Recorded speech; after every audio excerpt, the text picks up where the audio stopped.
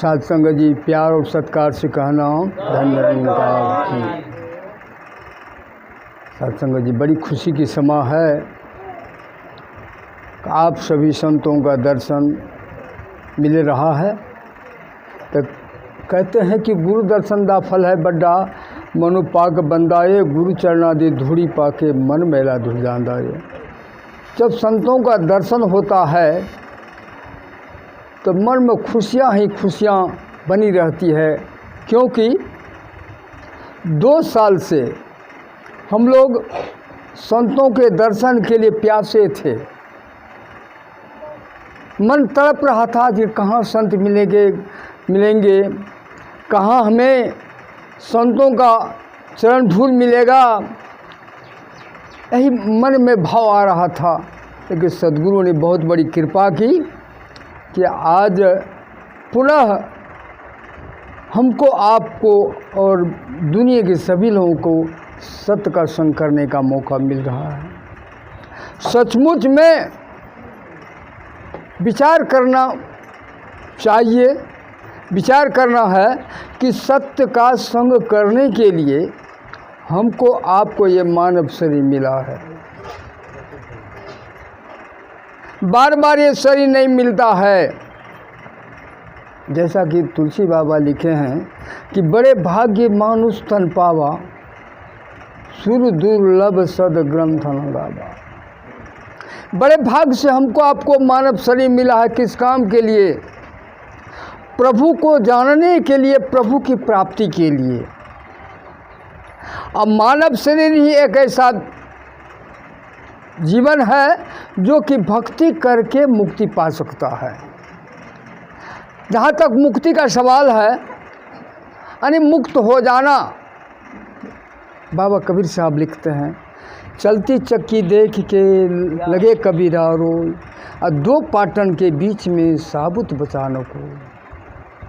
बाबा कबीर साहब लिखते हैं, जन्म और मृत्यु का जो चक्की है, इसमें सबों को पिसा जाना है। इससे हमें बचने के लिए बार बार न हमारा मृत्यु हो, न हमारा जन्म हो, इससे मुक्ति पाने का एकमात्र आधार है कि सत्य का संग करें।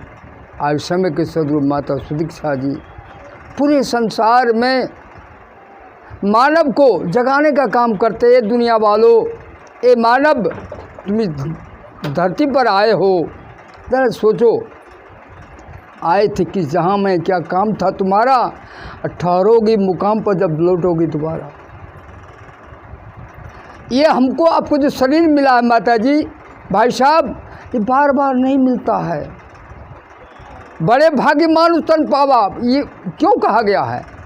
हम लोग भाग्यशाली थे कि हमको मुक्ति पाने के लिए एक बार सद्गुरु ने, प्रभु ने हमारे पर कृपा की कि मानव शरीर दिया। अब मानव शरीर पाकर के भी हम इसका अवहेलना करते चले जाएं, इसको अब जीवन में नहीं अपनावें कि हमको मानव शरीर मिला किस काम के लिए, इसको अगर हम भूल जाएं तो हम प्रभु क्या करें? मानव में अगर मानवता नहीं आवे, मानव अपने पर विचार नहीं करे, तो प्रभु क्या कर सकते हैं? प्रभु ने हमको एक मानव शरीर दिया है सिर्फ मुक्ति पाने के लिए। आज मानव शरीर पाकर के हम मुक्ति नहीं पा सके, हम मुक्त नहीं हो सके जन्म और मृत्यु से।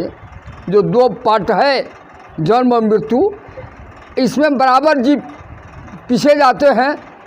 तो गीता का अध्याय 2 13वां श्लोक में दिया है कि जब ये जीव शरीर को छोड़ता है तब ये नया शरीर धारण करता है। हम लोगों के, आप लोगों के यहाँ अगर किसी की मृत्यु हो जाती है तो बड़े आराम से श्लोक लिख करके उस पर निमंत्रण कार्ड भेजते हैं। नैनंग छिन्नंती शास्त्राणी नैनंग दहति पावको नो चैनंग कलिदंती आप नो शोषित मारी। तो यह अर्थ श्लोक तो भेज देते हैं, लेकिन उसको समझते नहीं हैं। किसी प्रेस वाले से लेकर के भेज देते हैं, और पढ़ने वाले भी उसको पढ़ करके कुछ भी से चिंतन मनन नहीं करते कि इसमें क्या लिखा है। ये जो निराकार है, जो पत्ते पत्ते में है, जर्रे जर्रे में है, कण कण में है, ये आग से जलने वाला नहीं है, पानी में भीगने वाला नहीं है, तलवार से कटने वाला नहीं है। अब साथ संगत, यह शरीर जो मिला है प्रभु को पाने के लिए, फिर हम भुला जाते हैं, समझ इस पर विश्वास नहीं करते हैं। सत्य का संग करने के लिए संग का बहुत बड़ा प्रभाव पड़ता है। आप सत्संगत जरा विचार करें, सत्य का संग करें। और सत्य है क्या? तो ईश्वर सत्यम जगत मिथ्या, ईश्वर ही सत्य है और सारा समूचा संसार झूठा है, ईश्वर ही सत्य है। और इस संग का प्रभाव कितना पड़ता है? आप आए दिन रामायण पढ़ते हैं, रामायण में देखिए प्रभु राम की माँ को मंथरा का संग मिला, जिसके चलते प्रभु राम को 14 वर्ष का वनवास जाना पड़ा। तो हमको भी आपको भी सोचना होगा, हम ऐसा संग न करें, ऐसे व्यक्तियों का संग न करें, ऐसे आदमी का संग नहीं करें जिससे कि हमारा मानव शरीर निरर्थक हो जाए। मानव शरीर सार्थक नहीं हो, मानव शरीर सभी सार्थक होगा जब हम इसका संग करेंगे, निराकार का संग। निराकार का संग करने के लिए आज बहुत बड़ी कृपा हुई कि हमको आपको समय के रहबर, समय के पैगंबर धराधाम पर आकर हमको आपको कल्याण कर दिए, भाग जगा दिए कि उनका दर्शन हुआ, उनसे ये ज्ञान प्राप्त करके हमारा आज कल्याण होने जा रहा है। बहुत बड़ी कृपा है। तो आप साथ संगत चिंतन करें, मनन करें इस पर। सत्य का संग करना ही सत्संग कहलाता है। ये बात तो दास कई बार कह चुका है। इस सत्य का संग सत्य है क्या? ईश्वर सत्यम जगत मिथ्या, ईश्वर ही सत्य है। तो ईश्वर है कहाँ? तो ईश्वर है कण कण में है। इसकी जानकारी, इनका अनुभव सद्गुरु के द्वारा मिलता है, सद्गुरु से जानकारी होती है। जरा विचार करें, आज संसार के मानव भक्ति की बातें सभी करते हैं, सभी लोग भक्ति की बात करते हैं।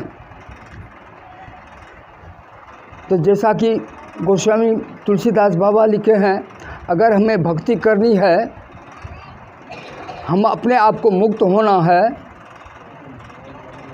तो प्रभु राम माता सबरी को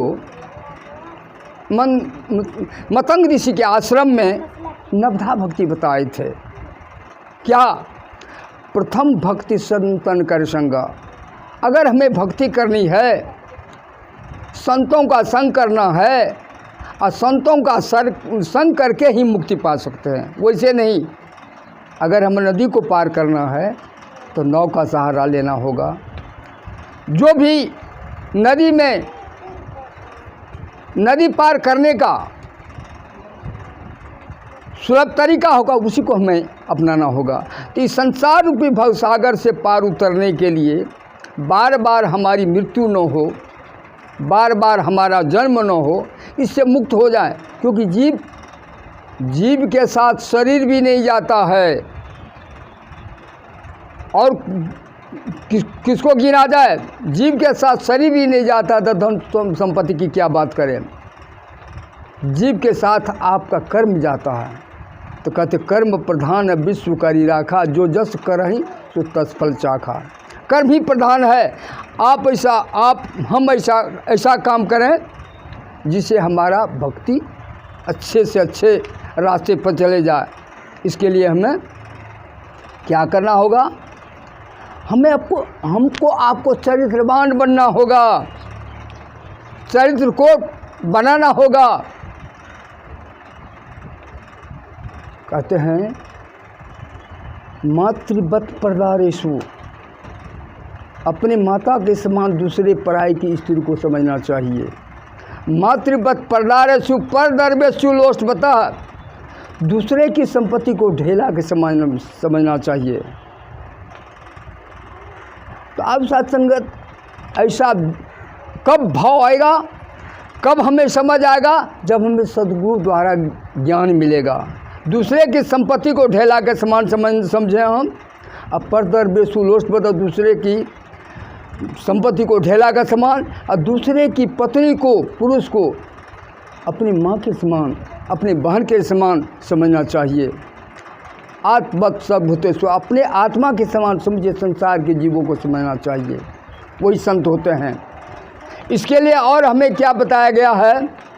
अयंग नीजा परो बेती, अयंग नीजा परो बेती गणना लघु चेतसाम उदार चरिता नानम तू वसुधैव कुटुम्बकम। आज जो हमारे दिल में ये भावना है कि यह मेरा है और यह उनका है, ऐसे छोटे बुद्धि वाले होते हैं। ये तो प्रभु का बनाया हुआ सबका है, हम सबका प्रभु का समझ करके हमें इसका व्यवहार करना है, न कि अपना समझ के। हमारा क्या कुछ है? आए थे कि जहाँ में क्या काम था तुम्हारा, और ठहरोगी किस मुकाम पर जब लौटोगे दोबारा। हम किस काम के लिए आए थे? ये हमारा नहीं है, सब कुछ प्रभु का दिया हुआ है। ताव साध संगत प्रभु का ही समझ करके हमें इसका व्यवहार करना है। ऐसा नहीं कि हमारा है, हमारा कहने वाला आखिर कौन है, इसकी भी तो हमें ज्ञान हो जाए कि हमारा कहने वाला कौन है। हम कहते हैं ये हमारा है, ये तुम्हारा है, जरा इस पर विचार करें कि ये हमारा कहने वाला कौन है। आप साथ संगत आप सभी महात्माओं के चरणों में विनती करना चाहेगा, हमकी भक्ति करने के लिए मानव शरीर मिला है। भक्ति करने के लिए जब मिला है तो इसका हम भक्ति का संपूर्ण लाभ लें, न कि इस भक्ति को करते भी हैं और अपना कर्म भी नहीं छोड़ते हैं, तब हमारा भक्ति कभी नहीं होगा, कभी भी हमारा भक्ति सफल नहीं होगा। कहते हैं शिकारी आएगा, जाल बिछाएगा, दाना डालेगा, लोग चुप से फंसना नहीं। एक कबूतर एक फंस गया बहेलिए के शिकारी के जाल में, और बेचारा कबूतर को ले जा रहा था। एक साधु रास्ते में मिला, कहा भाई तुम इसको कहाँ ले जा रहे हो? कहा इसको बाज़ार में बेचना है, अपना रोजी रोटी चलाना है। कहा ये कबूतर हमको दे दो। साधु बाबा उससे बहेलिए से कबूतर ले लिए, उनको सिखला दिए कि देखो बच्चे, इस बार तो तुम फंस गया है, इस बार तुमको हम मौका देते हैं, छोड़ा देते हैं और सिखला देते हैं कि शिकारी आएगा, जाल बिछाएगा, दाना डालेगा, लोग से फंसना नहीं। कबूतर की सिखला दिया, जी जाओ, इस बात को भली भांति समझ लो कि शिकारी जब आ जाए और दाना डाल करके तुमको पकड़ने का कोई इल्ज़ाम सोचे, रास्ता अपनावे, तो तुम उसमें कभी नहीं फंसना। वो पढ़ तो लिया लेकिन उसको जीवन में नहीं आया। फिर वो कबूतर को छोड़ दिया। फिर कबूतर जब बहेलिया फिर जंगल गया तो देख कबूतर वही पढ़ रहा था, शिकारी आएगा, जाल बिछाएगा, दाना डालेगा, लोग से उसमें फंसना नहीं। इसे पढ़ते भी जा रहे थे, दाना भी चुन रहे थे, फिर फंस गया। तो आज संसार की ये हालत है। पढ़ तो रहे हैं, भक्ति तो कर रहे हैं, भजन कर रहे हैं, लेकिन इस निराकार को जान नहीं रहे हैं, और जान भी रहे तो उसको अपना नहीं रहे हैं। इसलिए हम सद्गुरु द्वारा जो हमें ज्ञान दिया गया है, सद्गुरु द्वारा जो हमें भक्ति का बहुत बड़ा उपहार हमें मिला है, उससे सोच समझ करके हमें इसका उपयोग करना है, उपभोग करना है, ताकि हमारा जीवन मानव शरीर पा करके सफल हो जाए। तो दास आप सभी संतों के आगे क्या बता सकता है, आप सभी खुद जाननहार है। तो दास अंत में ये कहना चाहेगा, इस निराकार हरि से, साकार सद्गुरु माता सुदीक्षा जी से, हे दातार निराकार हरि, साकार सद्गुरु माता सुदीक्षा जी, आज ये बहनें संगत रचाए हैं, दातार उनको भरपूर लाभ देना, दुनिया का सारा सुख देना, अपने चरणों से लगा करके जो भी माताएं बहनें संगत में आए हैं, दातार उन पर भी कृपा करना। इतना ही नहीं, जो भाई बहनें माताएं जो भी आशा लगा करके मन में मनोकामना लेकर के आए हों, जब संगत में जा रहे हैं, हे निराकार हरि, हे साकार सद्गुरु माता सुदीक्षा जी, हे माता सद्गुरु, कृपा करना हमारा मनोकामना पूरा हो जाए।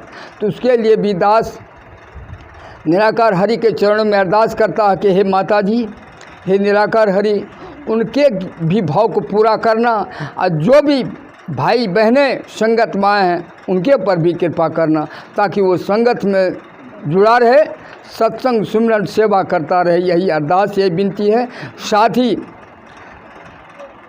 दास अपने लिए भी निराकार हरि से आप सभी संतों के चरणों में अरदास करता है, विनती करता है कि हे साधु संगति, दास के ऊपर भी कृपा करना, भरपूर सामर्थ्य देना, ताकि आपके चरणों का सेवा दिल से करता रहे, यही अरदास, यही विनती है। साथ संगत जी प्यार से कहना, धन निरंकार।